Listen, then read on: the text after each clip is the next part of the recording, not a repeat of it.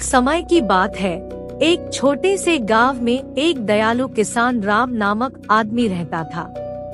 उसकी उदारता और दूसरों की मदद करने की इच्छा के लिए वह प्रसिद्ध था। एक दिन जब वह अपनी खेतों में काम कर रहा था, उसने आसमान में एक घायल गौरैया पाई। उस गौरैया का पंख टूटा हुआ था और वह उड़ नहीं सकती थी। राम ने उस छोटे से पंखों वाले पक्षी की तरफ देखकर उसकी कमजोर हालत पर रहम खाई और उसे घर ले आया। उसने धीरे से उसे एक सुखद घर में रखा और उसे खाना और पानी प्रदान किया। दिन बीतते बीतते सब ठीक होने लगा। गौरैया राम की देखभाल में ठीक होती गई। राम ने उसे श्यामा नाम रखा। एक दिन जब श्यामा राम की कंधे पर बैठी हुई थी, गांव में एक बुद्धिमान बूढ़ा आया।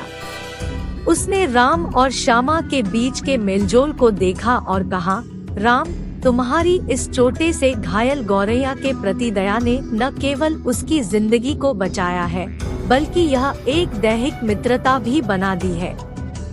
याद रखो, दया एक गुण है जो खुशी न केवल दूसरों को बल्कि अपने आप को भी लाता है। राम ने इन शब्दों को दिल से सुना और श्यामा की देखभाल जारी रखी। एक दिन जब राम अपनी खेतों में काम कर रहा था, गांव के कुछ यात्री वहां से गुजर रहे थे। उन्हें थका हुआ और भूखा दिखा। राम, जो कि उदार व्यक्ति था, ने उन्हें अपने घर बुलाया। जैसे ही वे एक भोजन के लिए बैठे, श्यामा अपने बिल से खुशी खुशी निकल रही थी।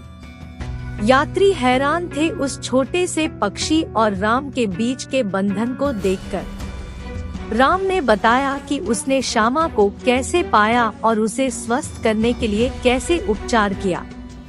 बुद्धिमान बूढ़ा, जो यात्री में था, राम, तुम्हारी इस दयालुता ने केवल इस गौरैया की जिंदगी को नहीं बचाया है, बल्कि तुमने थके हुए यात्री को भी अपने घर बुलाया है। इस मेहमानबाजी का कारण तुम्हें आशीर्वाद और खुशी मिलेगी। यात्री ने राम की उदारता के लिए कृतज्ञता व्यक्त की और नए ऊर्जा के साथ अपनी यात्रा जारी रखी। राम की इस उदारता की चर्चा गांव में फैल गई और लोग उसे अपनी नेकी और सामर्थ्य के लिए सराहना करने लगे। एक दिन एक धनी व्यापारी गांव आया और सभी लोगों से पूछताछ करने लगा कि यह खुशियों और गांव वालों के प्रशंसापूर्ण संबंध का राज क्या है। उसने राम के प्रति सभी से मिलने का निर्णय किया।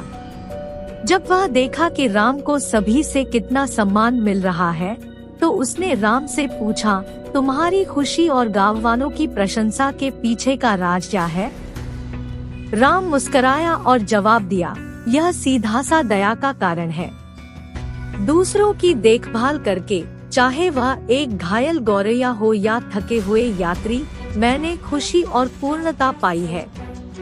दया वह रत्न है जो बांटने पर और भी बढ़ जाता है। व्यापारी को राम के शब्दों से प्रेरित होकर गांव के हर की जगह उद्यम शुरू किया।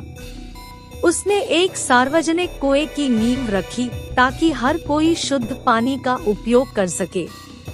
दया के यह सत्कारी आचरण ने गांव में समृद्धि लाई। कहानी का सीख है कि उदारता और दान केवल दूसरों के लाभ के लिए ही नहीं, बल्कि यह व्यक्ति को खुशी और समृद्धि की ओर ले जाता है और समुदाय पर सकारात्मक प्रभाव डालता है। तो दोस्तों, आज की कहानी में इतना ही। मिलते हैं किसी ऐसे ही रहस्यमय कहानी के साथ।